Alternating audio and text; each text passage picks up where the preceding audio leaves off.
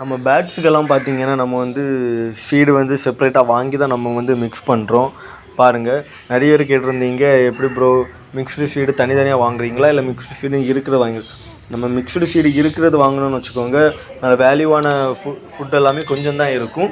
But நம்மளாக வாங்கி mix பண்ணணும்னு வச்சுக்கோங்க, நம்ம என்னென்ன நம்ம பேட்ஸ் சாப்பிடும் அதுக்கேற்ற மாதிரி நம்ம வந்து சீடு வாங்கி மிக்ஸ் பண்ணிடலாம். இப்போ மிக்ஸ்டு சீடில் உள்ள சீடு எல்லாமே நிறைய பேட்ஸ் வந்து சாப்பிடாது, நிறைய வேஸ்ட்டு பண்ணும். நம்ம எதெல்லாம் வேஸ்ட்டு பண்ணுதோ அந்த ஃபீடை மட்டும் மிக்ஸ் பண்ணாமல் எதெல்லாம் சாப்பிடுமோ அதை மட்டும் நம்ம வந்து மிக்ஸ் பண்ணணும். நம்ம பார்த்திங்கன்னா நாங்கள் வந்து சங்கனூர் சீடு வாங்கியிருக்கோம்.